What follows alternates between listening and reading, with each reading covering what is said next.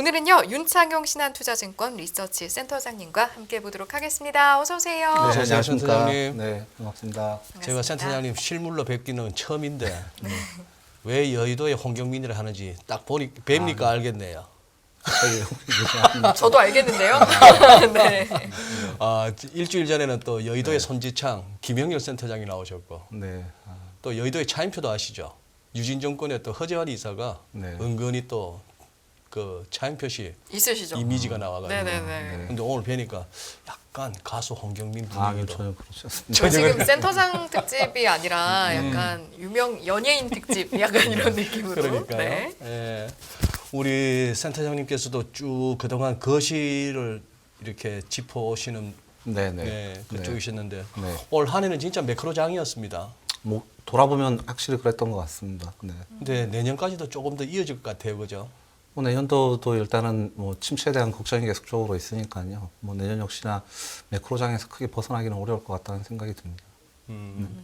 매크로 얘기를 하는 와중에 매크로만 얘기할 수 없으니 또 대다수 경제 채널이나 매체들 또 증권사 리포트에서는 또 업종 네. 종목도 또 이렇게 계속 발굴해 나갈 수밖에 없지만 네. 뭐 시장이 안 좋더라도 또 갈 수 있는 섹터나 갈 수 있는 종목들은 있으니까요. 그러니까요. 네. 올 한 해 전반적으로 한번 정리를 해주신다면 네. 어떻게 센터장님께서? 방금 말씀 주신 대로 소장님께서 말씀 주신 대로 올해는 결국 이 물가 급등에 따른 연준을 비롯한 각국 중앙은행의 통화정책 정상화, 긴축의 가속화가 금융시장을 그냥 불편하게 만들었는 거 아니냐, 주식과 채권 동반 하락을 만들었는 거 아니냐, 뭐 그렇게 요약을 할 수 있을 것 같습니다. 네. 사실 굉장히 이제 네. 어떻게 보면 압축적으로 이제 네. 풀어주셨는데 그러면 아무래도 이렇게 전 네. 세계적으로 우리나라에서도 모든 국민들이 네.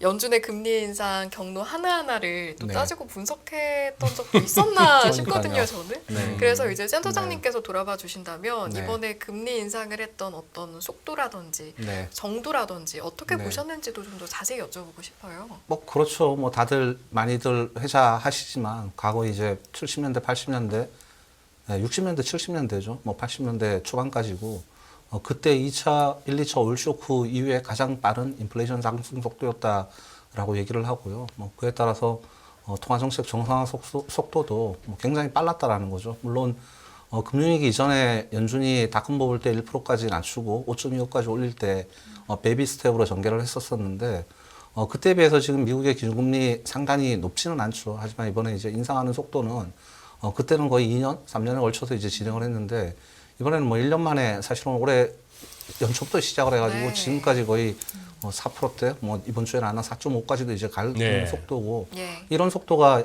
예년에 크게 경험한 적이 없었다라는 거죠. 뭐 1994년 뭐 채권 대학살 이때하고 이제 비교를 많이 하게 되고요. 그때도 사실은 한 300bp 정도 올렸었는데 이번에는 이제 더 많이 올렸으니까 인상 폭에 있어서는 사실 유례없는 인상 폭이었다라고 볼 수 있을 것 같습니다. 알겠습니다. 지금 그 센터장님 보시기에 네. 우리 왜 옛날 교과서에서는 인플레이션을 갖다가 네. 뭐 뭐 디맨드 푸싱 수요 견인, 수요 뭐, 견인. 비용 인상, 비용 뭐, 인상 네. 뭐 그렇게 따졌는데 네. 지금 이제 이래저래 뭐 좀 겹친 부분이 있었고 처음에는 공급망 교란 네. 뭐 이런 것들 때문에 인플레다. 네. 그래서 심지어 연준도 일시적일 거야 이렇게 얘기했는데 네. 요즘은 또 이 수요냐 공급이냐 이 측면에 보시면은 네. 이 인플레이션 화두는 내년에도 계속 이어질 것 같은데 이 부분은 어떻게? 둘 다 깔려 있죠. 뭐 다 말씀하신 깔려있다. 대로 일단은 수요 측면에서 인플레는 뭐 밀턴 프리드만이 얘기했지만 인플레이션은 합해전 현상이다. 사실은 이제 코로나를 경험하면서 각국 중앙은행들이 대규모 유동성을 이제 투입을 했었고 네. 초저금리 정책을 가져갔었던 이런 통화 팽창이 일단 인플레이션을 야기를 했고 이건 이제 수요 요인이라고 할 수 있겠고요. 네. 거기다가 이제 재정 정책도 거들었었죠. 사실 뭐 지난 2, 3년 동안 코로나 때문에 가장 힘든 경제 주체는 가계였었고 뭐 당장 일자리를 잃고 소득이 중단되다 보니까 각국 정부에서 이제 현물 보조, 현금 보조, 가계한테 이제 네. 막대한 부양책을 했었던 것도 했었고 그게 이제 언택트 환경에서 사실 뭐 재화 수요의 폭발적인 수요 증가로 나타났었고 수요 요인도 분명히 있었고요. 예. 공급 요인도 다양하게 있었죠. 방금 뭐 소장님께서 말씀해 주신 어떤 공급망 문제도 있었었고요. 그다음에 세상이 변화하고 있는 어떤 구조적인 이슈도 분명히 있는 것 같습니다. 예를 들어서 신자유주의 경제질서, 자유무역 때는 사실 관세 장벽을 계속적으로 낮춰가지고 자유무역을 장려하는 거였었는데 뭐 2010년대 들어서 사실 미국과 중국 간의 어떤 무역 분쟁 이후에 자국 우선주의, 보호무역주의가 이제 싹 트기 시작을 했고 그래서 이제 관세 장벽이 높아지는 부분도 있었고요. 예. 그다음에 지금 뭐 팬데믹 이후에 사실은 ESG 이런 친환경 이슈가 훨씬 더 하도가 되고 있지 않습니까? 예. 그러니까 과거에는 그냥 값싼 석탄이나 화석 에너지를 쓰면 됐었는데 예. 이제는 지구가 죽어가고 있기 때문에 기후나 환경 이슈로 인해 가지고 아직 충분히 공급되지 않은 친환경 에너지를 이제 써야 되는 이슈도 있는 거고요. 그리고 뭐 공급망이 깨지면서 요즘 선진국에서 미국이 뭐 인플레이션 감축법, 노골적인 국산화 전략 이런 것들을 하고 있는데 신자유주의 시대 때는 그냥 신흥국의 값싼 인건비, 값싼 땅값이 들어가면 됐었죠. 거기가 글로벌 공장 역할을 맞아요. 했으니까요. 예. 네. 근데 이제 선진국으로 공급망이 넘어오게 되면 선진국의 인건비, 선진국의 땅값이 들어가야 된다라는 것도 결국 이제 제약 가격에 전가될 수밖에 없고 뭐 다양한 공급 요인이 있을 것 같습니다. 근데 올해 이제 가장 큰 하두는 결국 연초에 있었던 러시아 우크라이나 전쟁 어떤 공급 측면에서는 그 이슈를 또 말씀 안 드릴 수 없을 것 같습니다. 그러네요. 그러니 어떻게 보면은 시대적인 흐름도 네. 이 좀 과거 70년대, 80년대하고는 또 다른 성격의 인플레이션을 갖다가 그러니까요, 이게 약간 구조적인 이슈들이 많이 자극되는 네. 것 같아요. 그러니까 사실은 60년대, 70년대 1, 2차 올 쇼크는 에너지 인플레이션이었었고요. 그렇죠. 예, 이걸 억누르기 위해서 결국 했었던 게 뭐냐면 미국이 중동에 뭐 군사를 대거 파병해갖고 중동의 평화를 지키는 거나 아니면 결국 그때 들어온 게 신자유주의죠. 결국은요. 예, 자유무역을 하자, 네, 세계화를 예, 하자, 예. 국제문화화를 하자. 그리고 또 어떤 2000년대 들어와서는 플랫폼, 우리가 아마존 효과라고 하지 않습니까? 결국은 예. 이 서비스 같은 경우가 각종 유통 단계를 거치면서 마진을 붙이다 보니까 그게 이제 최종적 가격으로 전가가 되고 그러는데 사실 플랫폼 혁명 때문에 생산자에서 소비자로 바로 넘어가고 넘어가네요. 이러한 것들이 이제 물가를 떨어뜨리는 환경으로 그러니까 상승률을 둔화시키는 디플레 환경을 만들어 왔었었는데 앞서 말씀드린 대로 구조적으로 이제 좀 바뀌고 있다라는 거죠. 경제 질서가 바뀌고 있고 그런 가운데 어떤 경제적 교란 이런 것들은 더 심화되고 있고 네. 공급망은 깨지고 있고 특히 팬데믹 이후에 노동 이동의 어떤 자율성 이런 것들도 많이 훼손이 됐고 네. 그러니까 경제 질서가 아예 바뀌면서 나타나는 인플레이션이기 때문에 이게 뭐 단기간 내 금방 사라진다라고 얘기하기는 어려울 것 같고요. 결국 이제 연준이 이렇게 파격적으로 금리를 올리게 되면 수요가 꺼져가지고 인플레이션 압력이 약화될 가능성 이런 부분은 있겠지만 구조적인 어떤 잠복하는 인플레이션 리스크는 내년에도 일정 부분 좀 감수를 해야 될 것 같다라고 보고 있습니다. 네, 이렇게 여러 가지 요인들이 있었고 구조적인 부분들이 있었는데 네. 일단은 또 당장 다가올 어떤 영향을 미칠 수 있는 수치를 따져보면 지금 네. CPI 얼마나 나올지 주시하고 미국 CPI 요? 미국 CPI 네. 주시하고 있는 분들도 네. 시청자분들도 그렇고 많으실 것 같거든요. 당장 네. 이제 뭐 네. 몇 시간 네, 있으면 이제 얼마 안 오늘 남았습니다. 네. 그래서 물론 그 수치가 어떻게 나올지의 경우의 수가 또 있겠습니다만 네. CPI 결과에 따라서 또 이제 다음 12월 FOMC에는 어떤 영향을 미칠 거라고 보시는지도 한번 여쭤보겠습니다. 근데 뭐 단기적으로 그 수치에 따라서 막 통화정책 환경이 굉장히 변하고 이러지는 않을 것 같다라고 보여지는데 네. 일단은 뭐 미국의 물가 상승률은 이제 정점을 찍었다라고 대부분 얘기를 하시지 않습니까? 그러니까 물가 지표를 좀 뜯어보면 일단은 재화 쪽, 그다음에 뭐 에너지 쪽 이쪽은 사실은 일단은 정점을 찍은 건 분명히 맞고요. 네. 예. 대표적으로 뭐 차량용 반도체 공급 이슈 때문에 중고차 가격 폭등을 하고 그랬었는데 오히려 중고차 가격은 이제 빠지기 시작을 했고 신차도 사실은 최근에 이런 오토론 금리 하에서는 구매력이 맞춰주기 어렵겠죠. 그렇다 보니까는 일부 신차도 이제 할인 판매를 해야 되는 거 아니냐, 네, 마케팅 그렇더라고요. 비용을 붙여야 예. 되는 거 아니냐. 그래서 일단은 재화 가격 같은 경우에는 뭐 IT는 수요가 죽었고요. 그렇다 보니까는 좀 안정이 되고 있는 모습이 관찰되고 있고요. 반면에 이제 서비스 쪽 같은 경우는 여전히 불편한 것 같습니다. 기본적으로 이제 리오프닝 수요 때문에 전통 소비스업이 지금 굉장히 괜찮은 모습인데 예. 전통 소비스업은 기본적으로 이제 많은 고용을 필요로 하지 않습니까? 근데 지금 충분히 고용 시장이 공급되지 않다 보니까는 뭐 일단은 일자리에 나갔던 사람들이 다시 돌아오지 않는 모습들도 관찰되고 있고 예. 그다음에 노동의 자유도 많이 훼손이 됐고 그러다 보니까 그런 압력들은 지금 잔존을 하고 있고요. 그리고 뭐 미국 물가를 보는 데 있어서 다들 얘기하지만 거의 30%대는 이제 주거비지 않습니까? 네. 근데 주거비가 당장은 안 떨어진다라는 거죠. 그건 굉장히 이제 심플한 논리입니다. 금리가 올라가게 되면 주거비는 일단은 단기적으로 올라갈 수밖에 없어요. 그러니까 예를 들어서 뭐 작년에 우리나라 전세 1억을 월세 전환한다 그러면 얼마였습니까? 30만 원이었거든요. 네, 근데 네. 올해 지금 전세 1억을 월세 전환하면 얼마가 됩니까? 얼마인가요? 지금 한 40만 원까지 올라왔죠. 금리가 올라가니까요. 월세 누시는 분들도 일단은 결국 기회비용이라는 걸 생각하면 네. 월세를 올려야 되겠죠. 근데 네. 이제 이게 언제 떨어지냐면 예를 들어서 작년에 10억짜리 집을 월세 전환했다 그러면 300만 원이죠. 네. 근데 올해 10억짜리는 이제 400만 원이 됐습니다. 그렇겠네요. 근데 결국 금리가 올라가서 집값이 10억에서 9억, 8억, 7억 빠지면 7억까지 빠지면은 40이 되더라도 300에서 280으로 떨어지는 거지 않습니까? 그래서 일단은 지금 금리 때문에 주거비가 올라갈 수밖에 없는 상황이고, 근데 네. 그게 이제 집값을 조정 압력을 가져오고 있으니 그게 이제 시차를 두고 주거비에 반영을 되고, 그런 데는 아마 1년에서 1년 6개월 걸리고, 근데 아직은 주거비 불편함이 계속 남아 있는 상황인 거고, 뭐 이런 상황이라고 보시면 될 것 같아요. 그래서 어떤 서비스 쪽에서 불편함, 임금 때문에 오는, 네. 그다음에 주거비에서 오는 불편함, 반면에 이제 에너지나 제약 가격은 일단은 좀 빠지는 모습, 정점을 찍은 모습. 그렇게 되면 아마 전체적으로 물가 상승률은 좀 둔화되는 모습이 관찰될 겁니다. 네. 그럼에도 불구하고 여전히 7%는 높다라는 거죠.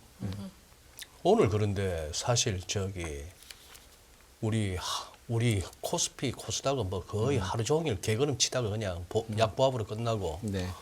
중국 본토도 좀 뭐 약보합이라면 약보합인데 그래서 좀 묻히긴 했습니다만 미국 장이 어제 오르고 오늘 네. 지금 유럽 장도 나쁘지 않게 시작은 하거든요. 네.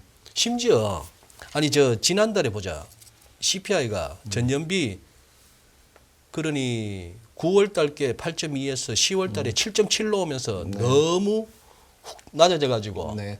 근데 지금 일각에서는 이번에 전년비 6자 보는 거 아니냐 이거예요. 네. 가능하다고. 저도 잘은 모르겠지만 네. 6자까지는 좀 지금 시장 컨센서스는 버거워 보이고요. 네. 아까 좀 말씀드린 대로 주거비가 여전히 전월 대비 한 0.567을 올리고 있는 상황이기 때문에 앞에 제화 가격이라든가 에너지 가격이 빠졌더라도 사실 6대까지 떨어지려고 그러려면 전월 대비 보합 아니면 전월 대비 마이너스 숫자가 나와야 되는데 주거비가 올리는 압력, 그다음에 서비스 쪽이 올리는 압력이 있기 때문에 거기까지 갈까에 대해서는 좀 퀘션 마크는 있어 보입니다.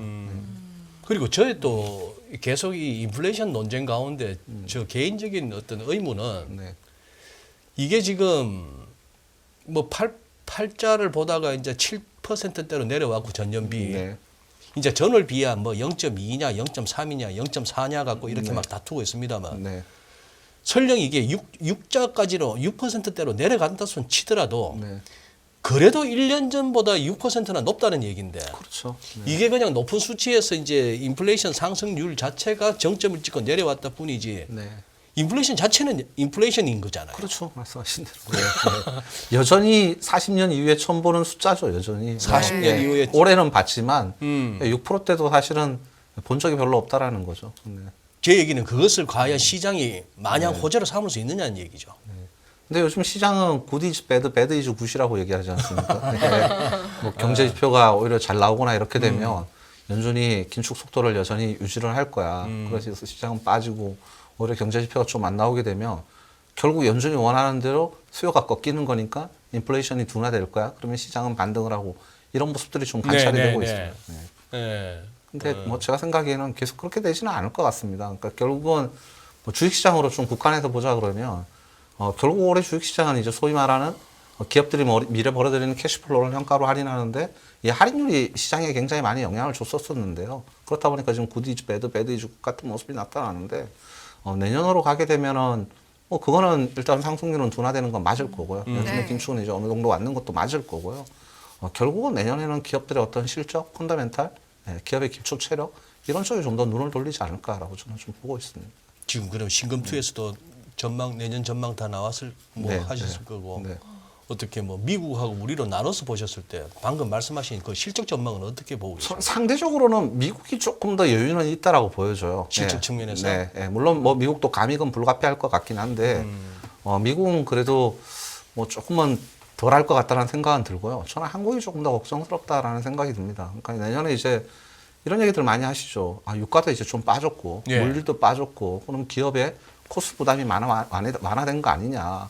근데 일단은 내년에 미국 기업의 일단 탑라인, 소위 말하는 이제 매출단이 위축이 될 수밖에 없을 것 같고요. 이미 뭐 한국 같은 경우 IT는 굉장히 빠르게 위축되고 있고 뭐 거기다가 그나마 올해 괜찮았던 자동차까지도 좀 악화되고 있는 모습들이 감지가 되고 있고요.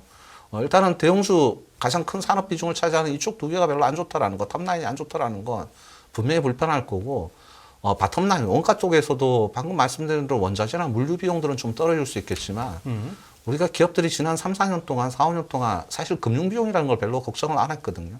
네, 유동성 환경에서 금융은 예, 계속 떨어졌으니까요. 근데 올해 아시다시피 하반기에 시중에 어떤 기업들의 조달 코스도 굉장히 많이 올라갔습니다. 내년에 이제 온전히 풀링 반영될 거거든요. 그러니까 우리나라 보통 제조업 마진이 뭐 7%, 8%, 잘 나오면 10%라고 얘기하는데 지난 몇 년 동안은 매출액 대비 뭐 금융 비용이 한 2%, 3% 이랬죠. 근데 내년에 4%, 5%로 이제 증가할 수밖에 없더라는 거예요. 실제로 뭐 지금 우량 회사채 금리도 5%, 6%가 되고요. 비우량 회사채 금리 같은 경우에는 두 자릿수이기 때문에 그런 부분도 부담일 거고 환율도 내년에 굉장히 한국 수출 기업들한테 우호적일 거냐 그 부분도 좀 고민을 해보셔야 될 것 같습니다. 그러니까 예전에는 한국이 글로벌 수요가 위축이 되면 원화가 약세로 갔지 않습니까? 서로 네. 상세가 되고요. 예. 반면에 이제 글로벌 수요가 좋아지면은 결국 무역 흑자가 증가하니까 원화가 강세로 가고. 근데 올해 상반기 어떤 모습이 관찰됐습니까? 당장 수요가 별로 안 꺼졌는데 오히려 원달러 환율이 작년에 1,100원대에서 올해 1,200원, 1,300원, 심지어 이제 하반기에는 1,400원대까지 올라갔다라는 겁니다. 이상하죠. 이런 모습들이 이제 나타나고 있는 건 뭐냐면, 물론 글로벌리 이제 달러가 강세로 가느냐, 약세로 가느냐 이것도 굉장히 중요하지만 한국의 환율을 결정하는 팩터가 점점점 경상거래에서 소위 말하는 금융거래, 자본거래로 넘어가고 있다라는 거예요. 예를 들어서 일본 같은 경우에 금융위기 때 글로벌 수요가 죽었는데 엔화가 강세로 갔죠. 엔달러 환율이 80엔까지 떨어지고 이런 모습이 나타났었지 않습니까? 그러니까 내년에 대부분 이제 환율은 올해 정점을 찍었고 좀 떨어질 거야. 근데 내년에 글로벌 경제는 리세션이야. 리세션이가 환율이 절하가 돼야 되죠. 근데 환율이 절상이 된다라고 대부분들 이제 예측을 하시지 않습니까? 그거 역시나 기업들한테는 그렇게 좋은 환경은 아니라는 거죠. 특히 수출 기업들한테는요. 그래서 그런 것들을 감안하면 국내 쪽은 사실 내년에 실적이 뭐 올해 대비 더 나아질 가능성은 저는 매우 제한적이다라고 좀 보고 있습니다. 감익이 될 가능성이 높다라는 거죠. 이제 아까 그 증시에 대한 판단 기준을 말씀하시면서 사실은 기업의 어떤 기초 체력이나 펀더멘털을 들여다봐야라고 말씀을 해주셨는데 또 이제 기업 자체가 어떨지 보니까 또 어떤 매출이나 이런 부분들이 그렇게 잘 나올 것 같진 않다라고 말씀을 해주신 거예요. 그럼 이제 투자자들 입장에서는 좀 보수적으로 봐야 하는 그런 말씀을 해주신 걸까요? 뭐 저는 주식 시장은 여전히 좀 보수적으로 봐야 된다라고 생각을 하고 있습니다. 여전히 할인율이 춤추는 장이지만 어찌됐건 주가가 싸지는 않거든요. 미국의 S&P 같은 경우에도 뭐 평균 PR이 한 15배, 16배 된다고 하지만 여전히 17배가 넘는 시장이고요. 한국 같은 경우는 9배, 10배 시장이었습니다, 과거에. 근데 지금 여전히 11배가 넘는 시장이고, 어찌됐건 주가는 반등하면 지금 어닝은 후퇴하고 있기 때문에 밸류 부담은 더 생기는 상황이거든요. 그래서 주식시장이 추세 전환을 제대로 할 것 같다라고 아직 속단하기는 저는 이르다라고 좀 보고 있고요. 뭐 한국 시장은 또다시 장기 박스권에 들어갈 가능성이 높다라고 좀 보고 있습니다. 그럼 박스 대충 하단과 상단은 어느 정도로? 일단은 저희도 뭐 2,000에서 내년에 2,600포인트 정도는 냈는데 2,000에서 2,600. 뭐 지금 딱 중간이죠. 뭐 그 정도 하는데 뭐 이렇게 내면은 누구나 다 그렇게 맞출 수 있을 것 같다. 그렇게도 얘기하시지만 저는 하방 위험도 좀 크다. 상방 위험보다는 하방 위험도 좀 크다라고 생각을 하고 있습니다. 아래로 좀 조심해야 한다. 아래 가능성도 아직은 남아 있다라고 보여집니다. 알겠습니다. 결국은 세상은 이 할인율과 성장률의 함수예요. 연준이 뭐 4.5에서 멈추건, 4.75에서 멈추건, 5에서 멈추건, 5.2에서 멈추건 분명한 건 이미 미국의 기준금리는 중립금리를 넘어갔다라는 거죠. 중립금리라는 게 잠재 성장률에 상응하는 금리지 않습니까? 이 금리는 지금 성장을 잡아먹는 구간에 이미 들어갔다라는 겁니다. 금리는 성장을 잡아먹는 구간. 오케이.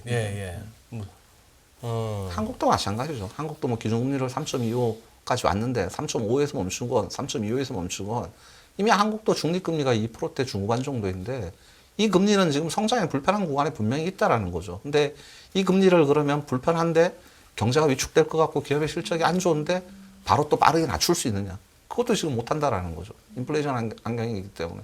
그러니까 통화정책 진퇴양난이 지금 있는 상황이지 않습니까? 그런 상황에서는 시간이 지나면 지날수록 금리가 성장에 주는 부정적인 영향들은 하나하나씩 좀 더 관찰될 가능성이 높다라고 보여집니다. 이야기를 하다 보니까 자꾸 이제 또 금리로 돌아오는 것 같아서 금리 이야기를 좀 다시 한번 해보자면 이제 금리를 인상하는 그 폭이 줄어든다고 해도 어쨌든 금리는 조금 더 올라가는 국면에 있을 수 있는 거니까 아예 금리가 인하된다라는 그 시작 시점으로 본다면 그 시점은 혹시 언제로 보시는지 궁금합니다. 결국은 뭐 수요가 꺼져갖고 리세션으로 들어갈 가능성이 높아지는 국면이겠죠. 근데 일단은 뭐 비무국 쪽, 뭐 유럽이나 이런 쪽 같은 경우는 사실상 이미 리세션으로 들어가고 있는 신호들이 나오고 있고요. 뭐 영국 같은 경우도 한큐 GDP가 2Q 대비 감소하는 모습들이 나왔고, 최근에 뭐 유럽이 에너지 위기를 좀 넘어가는 거 아니냐. 천연가스 가격도 많이 빠지고, 네. 그다음에 올겨울 북반구가 뭐 예년보다 좀 덜 추울 거다 이런 얘기들도 있는데 기후는 마음대로 예측하는 건 아닌 것 같고.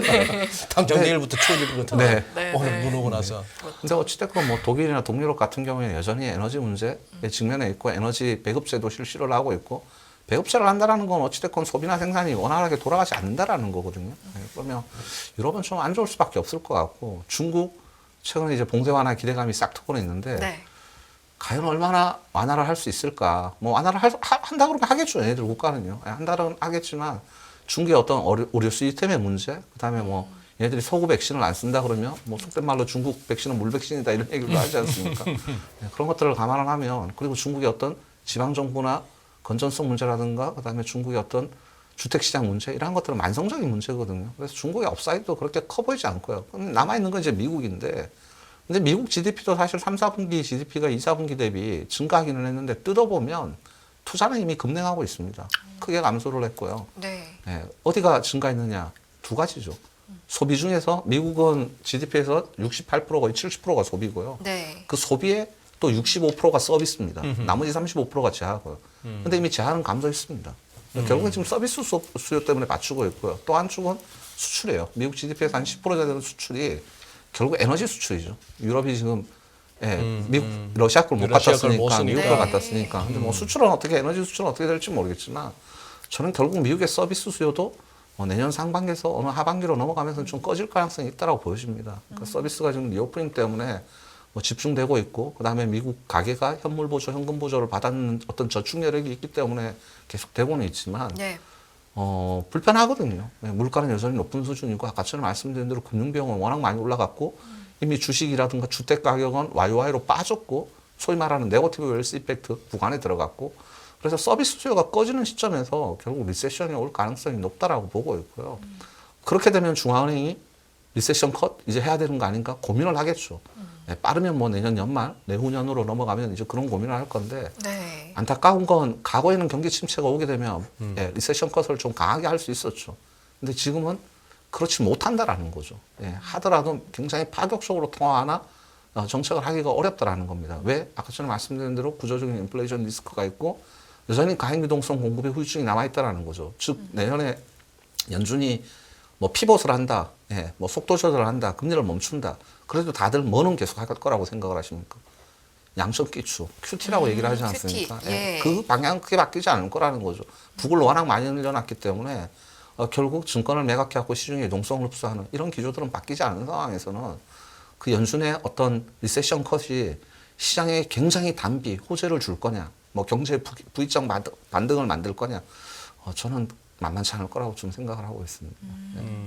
센터장님, 근데 리세션 컷이 경기 침체 컷? 뭐 어떻게 그렇죠. 해석해? 뭐 경기 침체가 그렇게 오니까 생각하면 이제 금리를 낮출 수밖에 없다라는 건데 아. 우리가 경험했지 않습니까? 금융위기 때나 이번에 팬데믹 때는 미국 파격적으로 낮췄죠. 네. 뭐 자고 일어나면 속된 말로 낮추고 이랬었는데 예. 그럴 수 있는 환경이 될 거냐라는 거죠. 침체가 그 오더라도. 말씀이시군요. 네. 알겠습니다. 진짜 그 말씀이 이제 그거 한데 그리고 시장에서는 하도 이제 올 한 해 금리 인상에 무슨 뭐 빅스텝, 자이언트 스텝이 시달리다 보니 75bp 올리는 것 같다고 50bp로 금리 인상폭을 줄인다는 신용만 해도 막 시장이 네. 좋아해줬고 네. 이걸 이제 멈추면은 더 좋아할 거고 네. 그 다음에 이제 금리를 인하를 해주면은 무슨 시장이 훨훨 날아갈 것 같이 얘기합니다만 네. 과거에도 그랬다시피 그 리세션 컷이라고 표현하실 만큼 네. 경기 침체가 이미 시작됐거나 경기 침체가 임박했다 싶으니까 금리를 인하하는 거 아닙니까? 네, 연준이나 네, 중앙은행들이. 네. 그래서 과거에는 금리 인하 시기에 보면 겹쳐보면 주가가 빠졌단 말입니다. 빠지고 난 다음에 한참 지나서 이제 반등을 하는 거죠, 사실은요. 시장 금리를 기준금리를 낮춘다라고 해서 침체가 오게 되면 기업들의 조달 코스가 당장 떨어지느냐? 아니죠. 누가 죽을지 안 죽을지 모르기 때문에 여전히 은행들은 옥죄할 수밖에 없는 거고요.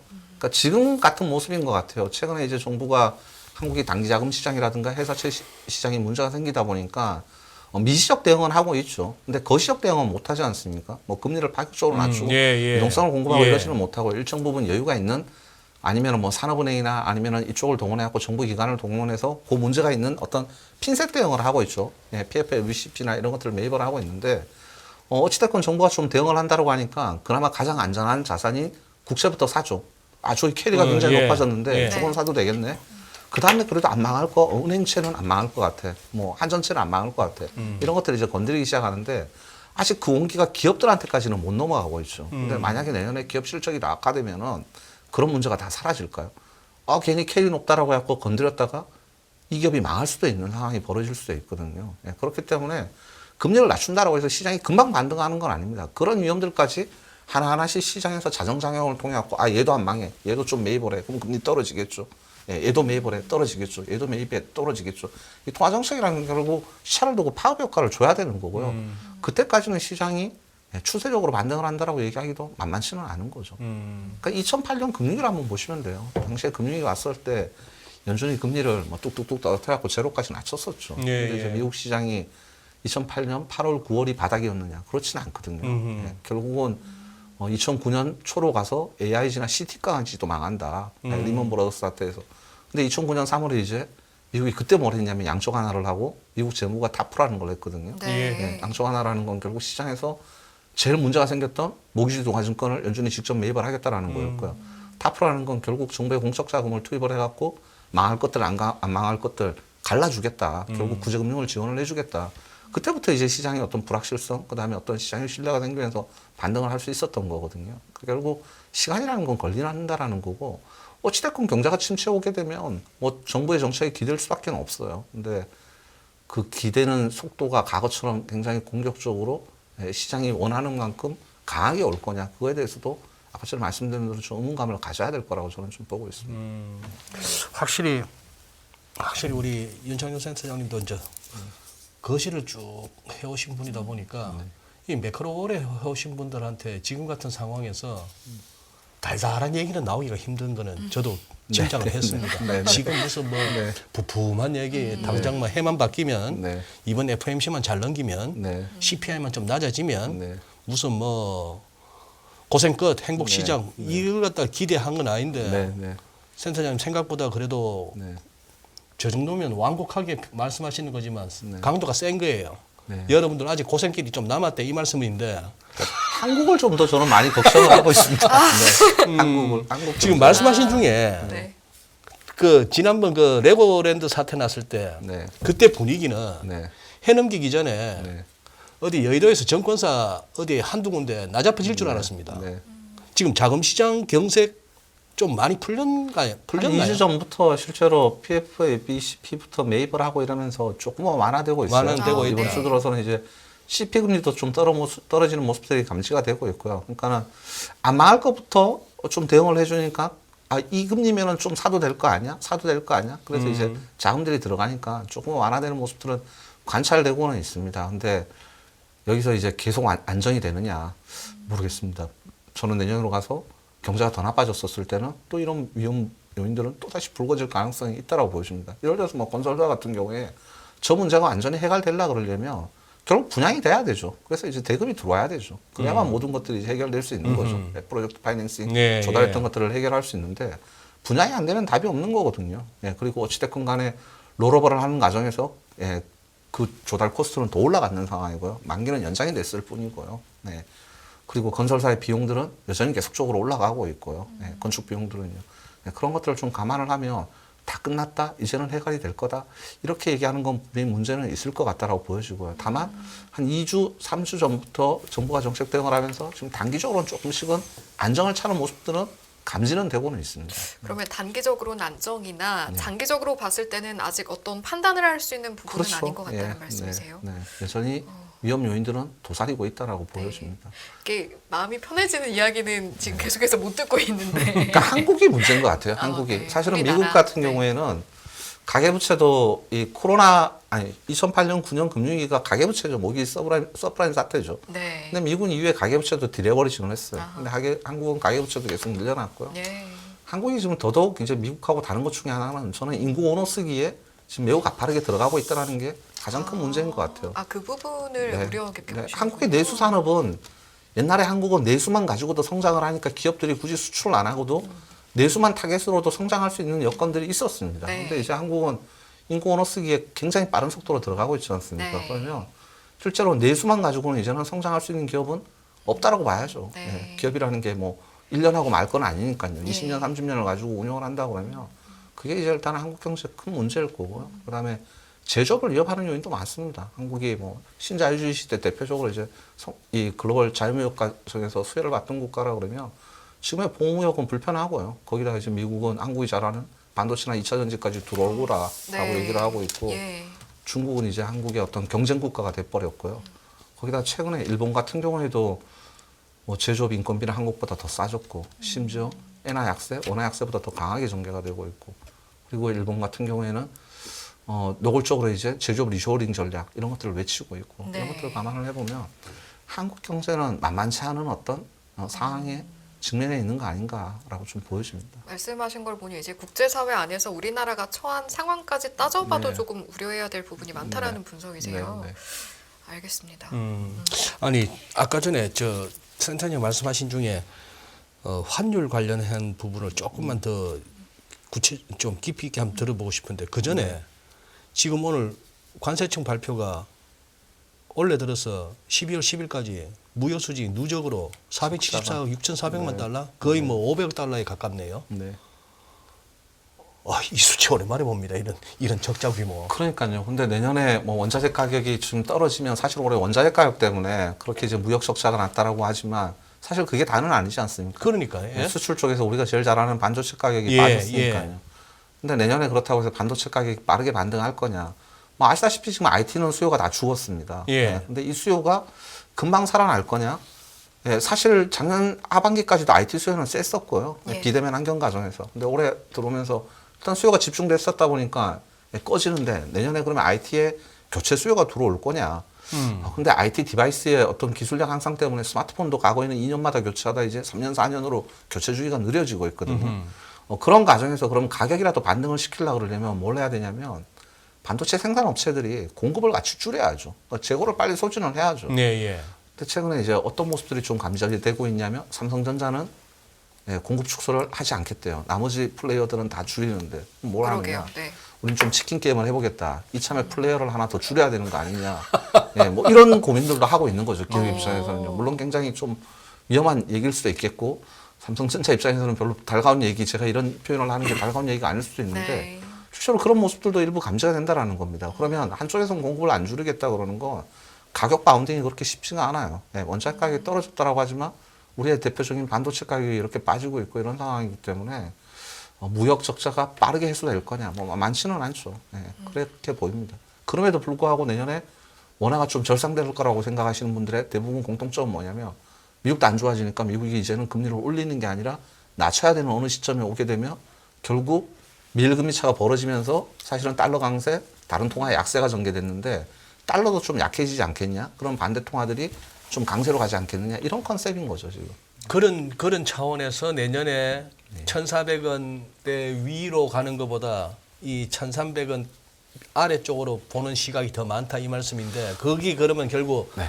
글로벌 달러 약세를 쫓아서 조금은 약세로 가지 않을까? 가지 미국도, 않을까? 네, 그렇게 좀 보는 거고요. 그에 따라서 이제 미국하고 한국의 금리 차가 좀 좁혀지게 되면 금융거래 쪽에서 해외 쪽으로 많이 나가려는 어떤 투자들이 위축이 되고 뭐 이런 것들도 이제 고민을 좀 하고 그렇게 되는 거죠. 근데 제가 지금 계속 집중해서 듣다 보니까 센터장님 뉘앙스는 시장은 그렇게 보는 것 같은데 나는 동의가 잘 안 되는 대로 저는 들립니다. 뭐 저는 원달러 환율 내년 상반기까지도 1,300원대일 거라고 바라보고요. 내년 상반기. 네, 근데 이제 하반기로 가더라도 크게 떨어지지는 않을 것 같다라고 좀 판단은 하고는 있습니다. 다만 제가 아까 전에 드리고 싶었던 말씀은 환율을 보는 시각을 좀 달리 해야 된다라는 거죠. 과거에는 한국이 수출 잘 되면 원화 절상, 수출 안 되면 원화 절하 이런 컨셉이었는데 이제는 한국이 해외 투자가 많아지고 있기 네, 때문에 예. 무역 거래가 아니라 이게 점점점 환율을 결정하는 요인이 될 수도 있다라는 겁니다.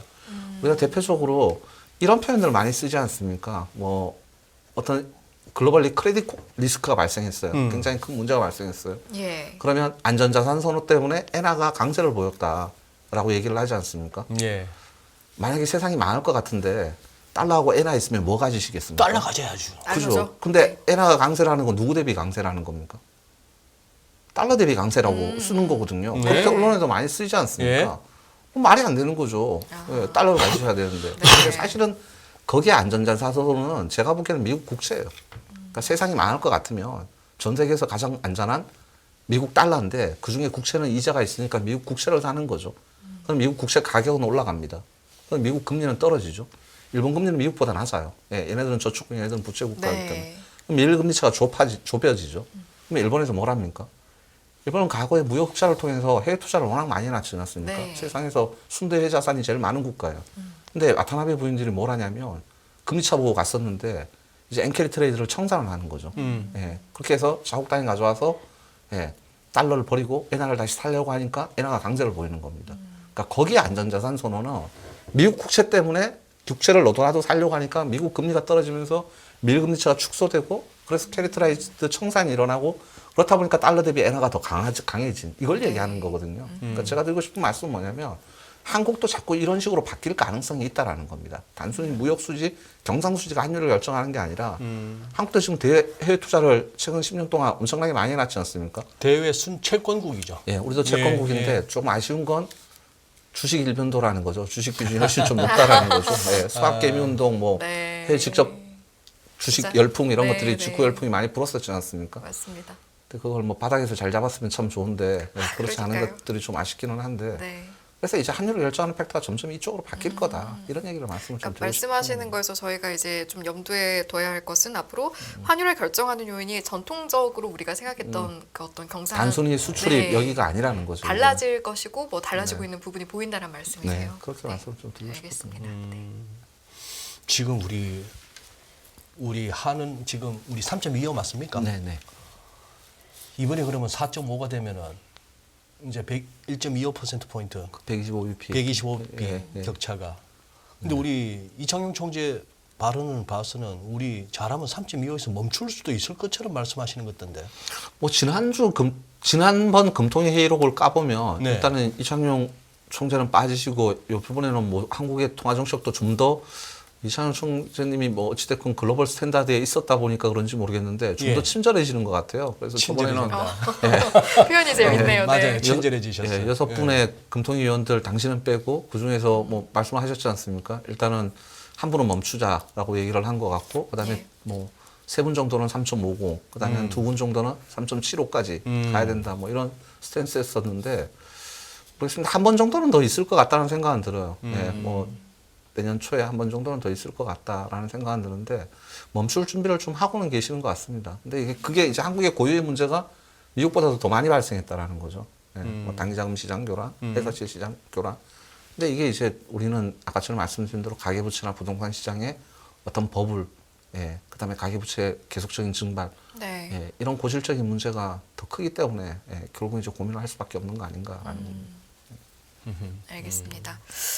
지금 채팅창에 윤야웅님께서는 직장도 힘들고 주식도 힘드네요라고 말씀을 해주시고 계신데 사실은 또 연말이기도 하고 또 연말 특집으로 센터장님을 모셨으니까 일단은 내년을 바라볼 때 우리가 기대할 부분 또 우려할 부분은 어떤 게 있을까를 네. 조금 여쭈어보고 싶은데 사실 네. 우려할 부분에 있어서는 저희가 대화를 엄청나게 나누면서 그래요. 사실 충분히 예. 느껴지긴 했습니다. 예. 네, 네, 하지만 또 정리를 해보면 네, 이제 기대하는 부분을 네. 또 먼저 한번 정리를 해주시고요. 네. 또 이제 앞서 말씀해 주셨지만 그래도 우려할 부분을 정리를 해주시면 뭐 3가지씩 좀 꼽아 주신다면 어떤 것들이 우려할 있을지. 부분은 네. 뭐 한도 끝도 없이 얘기를 많이 너무 많죠. 뭐 100가지 얘기하면 우선순위로, 100가지도 네. 얘기할 수 있을 것 같고요. 근데 느껴졌습니다. 기대할 부분은 네.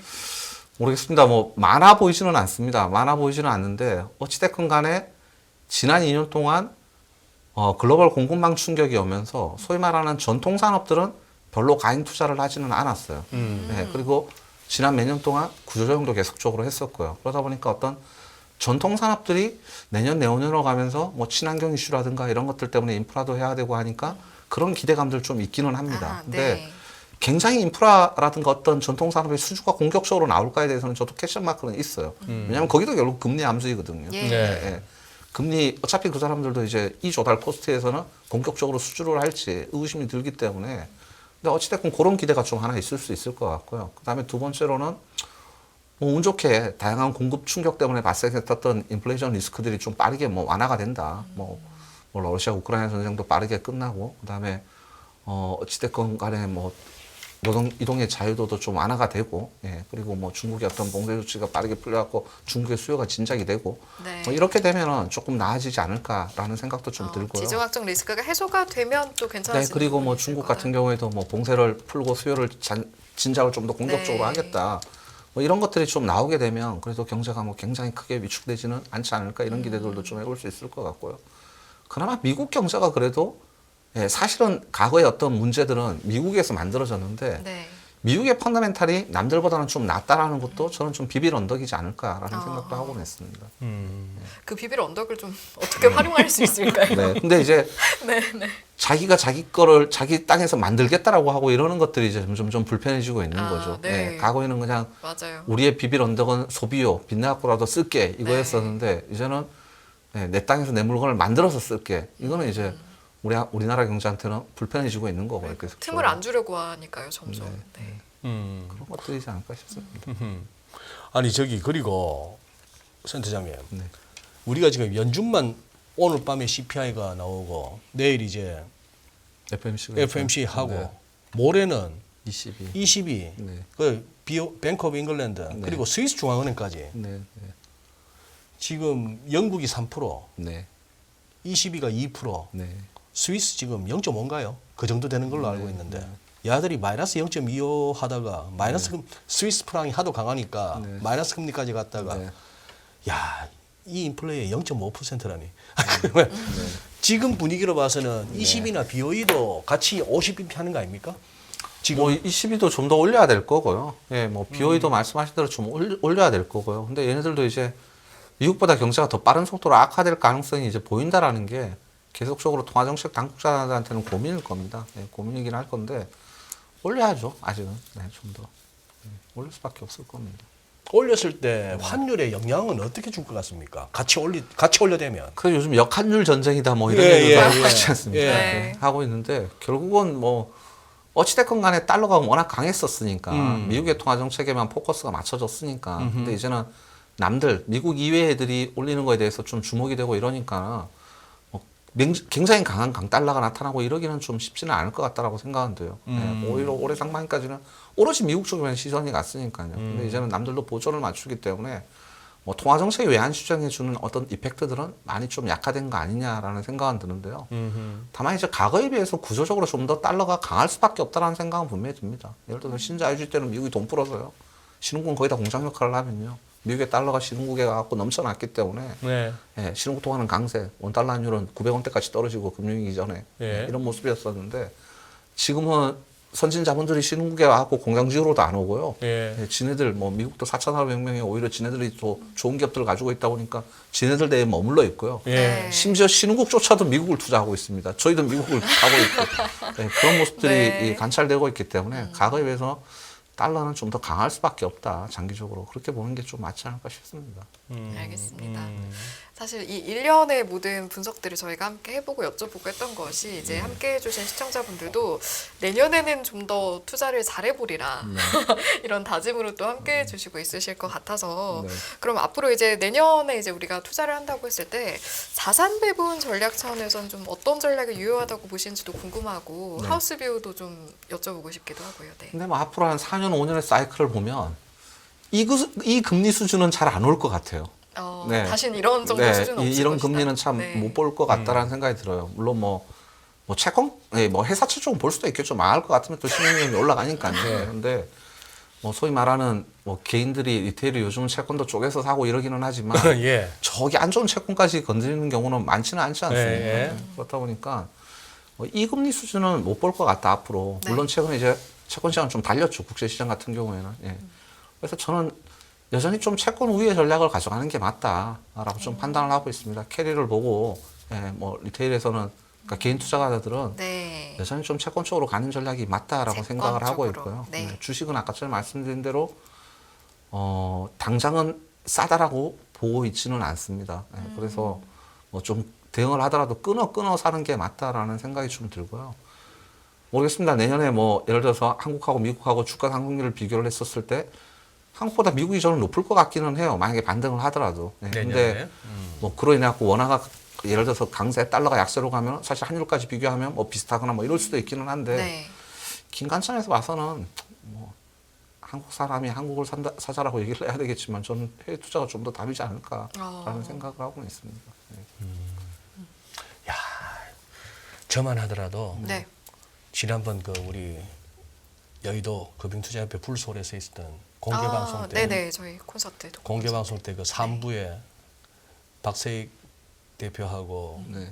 우리 저 각도기님, 저 곽상준 네. 지점장하고의 네. 그 세 분이, 두 분이 3부에서는 조금 이렇게 내년 강세론을 갖다 펼치는 네. 섹션이었습니다. 네. 그걸 듣고 저 또 팔랑귀가 네. 설득을 당해가지고 네. 싸 보이는 거예요. 소장님. 근데 네, 네, 오늘 네. 또 우리 윤 센터장님하고 얘기를 윤 센터장님의 뷰를 듣다 네. 보니까 예. 아 이게 아직 용서가 안 되나 싶은. 그러니까 뭐 싼 주식들도 보면은 찾아보면 많아요. 근데 예를 들어서 뭐 은행 업종 싸다. 예, 뭐 PBR 뭐 0.3배, 0.4밖에 안 된다. 계속 그럴 거예요. 제가 봤었을 때는. 네. 네. 뭐 촌철살인 멘트를 해주시네요. 아니요. 왜 그러냐면 네네. 전통적으로 내수 산업이죠. 네. 네. 네. 인구를 바탕으로 하는 산업인데 뭐 일본을 보면 그래요. 일본의 금융업종도 은행업종도 항상 PBR 0.3배, 0.4배였습니다. 네. 네. 물론 뭐 배당 성향 좀 높여주고 이러면 또 올라가긴 하겠지만 네. 캡이 막힌 주식이라는 거죠. 예. 그런 것들은요. 네. 그러면 오케이. 최근에 뭐 중국의 소비재 예, 봉쇄 완화할 거라고 해갖고 아모레퍼시픽 올라가죠. 예. 네. 지금 따라 붙어야 될 수도 있습니다. 근데 막상 내년으로 가서 실적을 까보면 아모레퍼시픽의 실적이 굉장히 탑라인이 좋아졌을까? 실제로 중국의 판매가 잘 될까? 저는 아닐 것 같거든요. 예. 미국하고 중국의 어떤 이 경제적 대척점은 예, 앞으로도 한동안 계속될 수밖에 없습니다. 예, 수년 동안 될 거고요. 그럼 한국은 안보를 미국에 의존해야 되기 때문에 한국과 어떤 중국 간의 좋지 못한 관계 꽤 오래 갈 겁니다. 우리가 지금 자본시장으로 자꾸 세상을 이해하려고 그러거든요. 네. 러시아 우크라이나 전쟁도 자본시장 관점에서 빠졌지만은 빨리 전쟁이 끝나야지 행복한 거지 그건 그래요. 않습니까? 맞아요. 근데 지금까지 왔고요. 네. 중국의 지난 10년, 시진핑의 10년을 보면 등소평 이후에 이어오던 중국의 개혁 개방 노선은 완전히 깨진 것 같아요. 폐쇄주의로 가고 있는 것 같습니다. 우리 항상 그랬었죠. 둘이 싸우면 둘 다 피해 볼 거기 때문에 안 싸울 거야. 어느 네. 시점에서 멈출 거야. 근데 지금까지 왔거든요. 10년은. 앞으로 10년도 저는 그렇게 갈 것 같아요. 예. 그래서 그런 식으로 좀 세상을 바라봐야 되지 않을까. 경제 질서가 이제 완전히 바뀐 거다.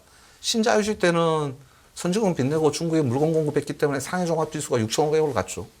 근데 지금 이제 미국에서 새로운 공급망을 만들겠다라고 하고 있고 미국이 혁신을 주도하고 있는 4,400명이었기 때문에 나스닥이 18,000을 갔던 겁니다. 그러니까 세상이 축이 여기서 역으로 넘어왔는 건 분명히 맞기 때문에 뭐 한국 시장을 굉장히 긍정적으로 바라보는 거 저는 조금은 걱정을 하고 있습니다. 예, 약간 그런 이제 부분에 센터장님 대해서. 오늘 말씀을 들어보니까 단순히 우리나라만 보고 그럴 것이 아니라 전체적으로 지금 네. 어떤 시장의 판이 글로벌적으로 바뀌고 있다. 그 안에서 좀 들여다봐야 한다는 예, 말씀을 하고 그렇다고 계신 것 좀 같아요. 생각을 하고 있고요. 싼 거에는 싼 이유가 있고요. 비싼 거에는 비싼 이유가 있습니다. 예.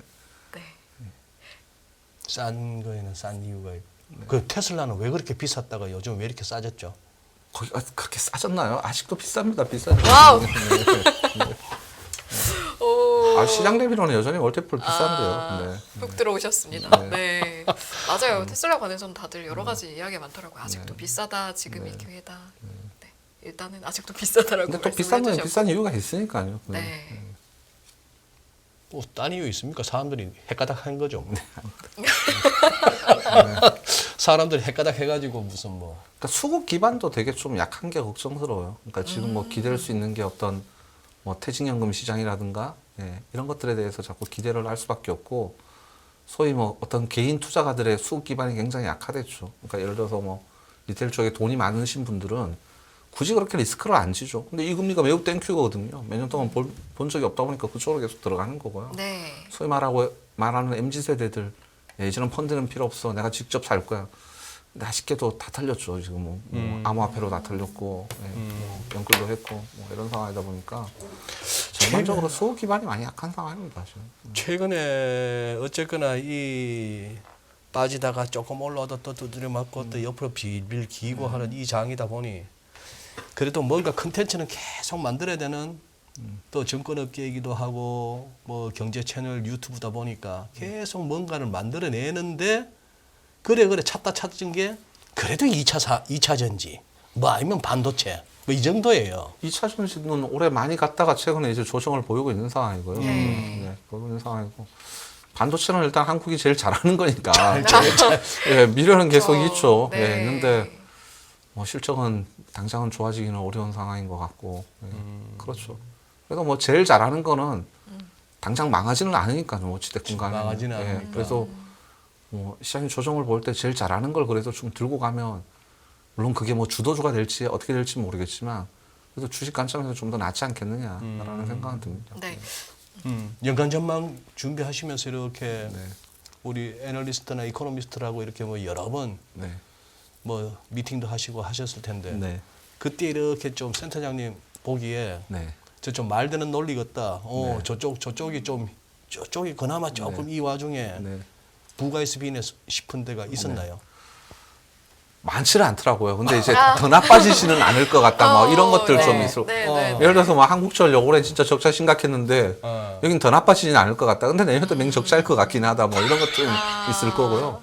예, 그리고 막 썩 와닿지는 않더라고요. 막 엄청 이 업종이 굉장히 좋아질 것 같아. 이런 것들은 사실은 저도 예, 당장 손은 많이 안 나가더라고요. 근데 어찌됐건 간에 또 여기는 또 이게 가격 논리가 있는 거니까 예, 더 나빠질 것 같은데도 불구하고 주가가 더 많이 빠졌으면은 또 가서 사볼 수도 있는 거니까요. 예.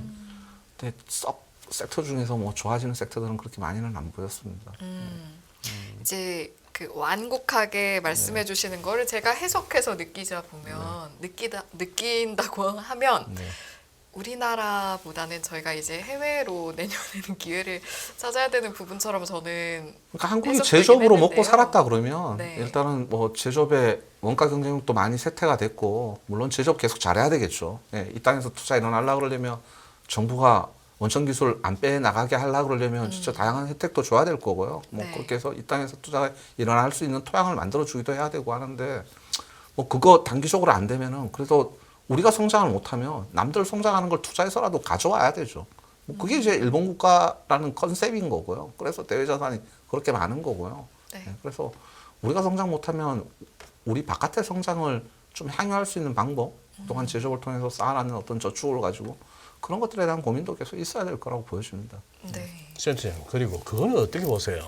우리 늘 뭔가 테마 얘기를 하든지 아니면은 뭐 좀 심심해서 뭔가 좀 시장에 뭐 좀 한번 해먹어 볼까 싶을 때마다 움직이는 게 바이오 섹터 아닙니까? 네. 우리 한국 바이오 네. 산업 한국의 바이오 시밀러들은 뭐 나쁘지 않게 잘하고 있고요. 예, 잘하고 있는데 이제 바이오텍이라고 하죠, 보통. 예. 근데 이제 작년, 재작년에 이제 갔던 게 사실은 바이오텍 업체들은 여러 가지 자기 비용을 투입해서 임상을 해가지고 결국 터트려야지만 그래서 이게 시장화 될 수 있어야지만 그래서 얘네들은 터미널 밸류가 굉장히 높거든요. 예, 여기까지는 돈 버는 게 하나도 없습니다. 근데 마지막에 돈 버는 게 다 집중되는 거죠. 네. 예, 근데 이거는 이제 유동성이 많을 때 할인율이 떨어질 때는 이런 기업들을 이제 쳐다보게 되는 거죠. 아, 마지막에 한 방이 있을 것 같아. 근데 지금 이제 금리가 많이 올라갔기 때문에 만만치 않은 상황이고 일부 바이오텍 업체들은 지금 생사를 다투고도 있습니다. 왜냐하면 뭐 다른 유형 기업들, 제조업 기업들은 사실 자본시장에서 돈을 못 빌면 담보를 맡겨갖고 뭐 기계라도 맡기고 땅이라도 맡겨가지고 예, 은행에 가서라도 좀 빌고 이럴 수 있는데 바이오 기업들은 유형 자산을 안 가지고 있잖아요. 예, 그렇다 보니까는 어찌됐건 간에 자본시장에서 돈을 조달을 해야 되고 이러는데 자본시장이 거기를 그렇게 긍정적으로 아직은 바라보고 있지 않다라는 겁니다. 그렇다 보니까 그리고 또 바이오는 갈라 그러려면 개인들이 기반이 돼야 되거든요. 개인들. 네. 그래요. 네. 개인들이 사는 주식들이죠. 상당 뭐 바이오 중에서 외국인 비중이 그렇게 높은 기업들은 별로 없습니다. 사실은. 네. 근데 이제 개인들이 지금 증시에 참여할 수 있는 어떤 수급의 여건이 되느냐 네. 그런 것들을 감안을 해보면 바이오는 조금 더 긴 겨울을 좀 더 지나야 되지 않을까, 좀 터널을 좀 더 지나야 되지 않을까라고 생각을 하고 있습니다. 네. 이건요. 이제 해외 투자가 관심이 전 자꾸 생기는데 오늘 센터장님과 대화를 나누니까. 근데 이제 해외라고 했을 때 보통은 이제 나스닥이나 미국을 가장 먼저 떠올리지만 사실 미국만 있는 건 아니고 뭐 중국이나 다른 국가들도 네, 있으니까요. 그렇죠. 네. 좀 더 주목해서 보시는 국가가 있을까요?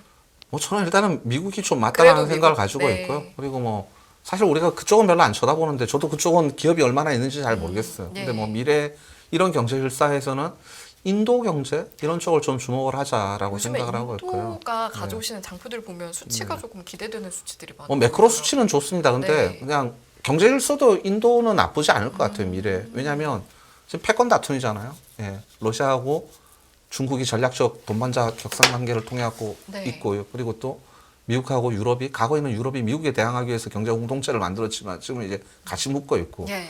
근데 이 양쪽 세력한테 다 구애를 받을 곳이 저는 인도일 것 같거든요.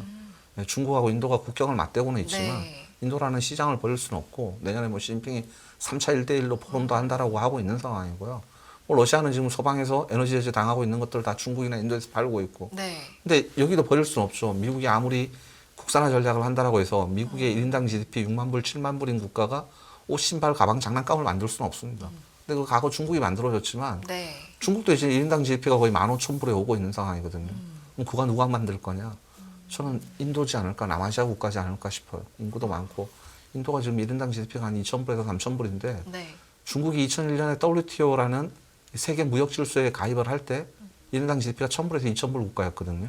걔네들이 이제 2004년 오면서 이제 2,000불, 3,000불 국가가 됐는데 지금의 인도가 그런 상황이고 그다음에 인도가 뭐 IT 기술력이나 이런 것들도 굉장히 좀 잘 갖추고 있기 네. 때문에 뭐 매크로 측면에서 보면 인도라는 시장 좀 잘 봐야 될 것 같다라는 생각도 좀 하고 있습니다. 인도를 좀 공부를 하면서 투자 아이디어를 얻어보는 것도 괜찮은 방법이겠네요. 네.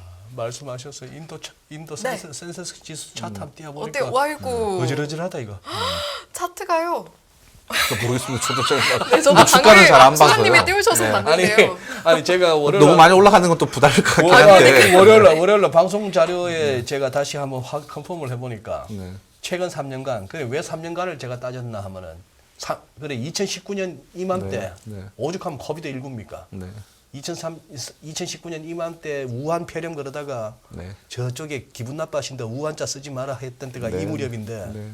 그때 이후 딱 3년 동안에 미국에서 제일 최근 들어서 삐리했지 나스닥이 그래도 3대 지수 중에 아웃퍼폼 했는데 27.6%인데 네. 인도가 54%입니다. 네. 우와. 그러다가 지금 센터님 말씀하시는 동안에 인도 차트 한번 띄워보니까 저는 안반 팔랑기라도 지금 저 차트에 그렇죠. 못 오겠습니다. 이미 너무 올라가서 네, 맞습니다. 네. 아이고. 근데 이제 저같이 매크로를 보는 사람도 저도 이걸 못할 것 같아요. 아. 네, 근데 이제 주식을 잘 하시는 분은 아까 처음 말씀드린 대로 싼 데는 싼 이유가 있고 비싼 데는 비싼 이유가 있다라는 거죠. 네. 네. 오늘 자기 전에 생각날 것 같아요. 싼 건 싼 이유가 있고 비싼 건 비싼 이유가 있다. 그리고 승희 씨가 테슬라를 정리했습니다 했을 때 같이 털고 나오셨더라면 또 얼마나 지금 마음이 편하셨을까. 아이고, 네. 아니 아까 잘했어. 연합인포메이션 예. 진행 그죠? 그러다 네. 보니까 촉도 생기는 거고. 그런가 봐요. 네. 우리 윤찬영 센터장님 끝까지 말씀을 아끼시네. 증권사 센터장님이시면 그래도 이렇게 주식하시는 우리 시청자분들한테 저는 종목을 뭐 산업을 보고 뭐 저희 섹터 애널리스트의 종목 보고서도 많이 봅니다. 왜냐하면 제가 저희 센터에서 항상 얘기하는 게 우리가 우리 걸 안 보면서 남이 우리 걸 볼 거라고 착각하지 마라라는 얘기를 계속 항상 하거든요. 그래서 누구보다도 저희 자료들 많이 보는데 근데 제가 뭐 이 종목이 좋다, 저 종목이 좋다 얘기하는 건 제가 저희 식구들의 어떤 월권인 것 같아요. 네. 그렇습니다. 알겠습니다. 요 버릇 못 고쳐가지고. 아니요, 사실은 저도 요즘에 소장님 기운을 받아서 사실 하나 더 얹어서 그래도 다시 여쭤볼까 하다가 지금 또 이제 저희 제작진께서 알려주셨어요. 이제 1부를 마무리할 시간이 됐다라고 알려주셔서 아쉽지만 오늘 센터장님 이제 여기서 보내드려야 될 것 같은데 저희 시청자분들이 오늘 너무 찐으로 고수님을 만났습니다. 너무 감사합니다라는 말씀 워낙 많이 하셔서 네, 제가 대표해서 감사하다는 말씀을 아니다. 드리면서 네. 네, 고맙습니다. 감사합니다. 여기서 네. 마무리하겠습니다.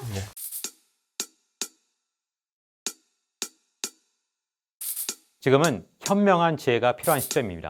딱 10분만 투자하세요.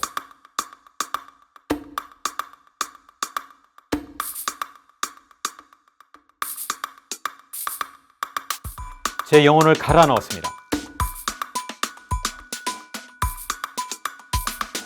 다음이 뭔지 궁금하지 않으세요? 이제는 더 이상 늦출 수가 없습니다. 전례 없는 금리 인상이죠. 환율 너무 어려워요. 결론만 알려주세요. 당신은 외환 모태솔로입니다. 환율 그동안 너무 어려우셨죠? 이제는 쉽다 말할 수 있을 거예요. 오늘부터 환율과 썸 타시겠습니까?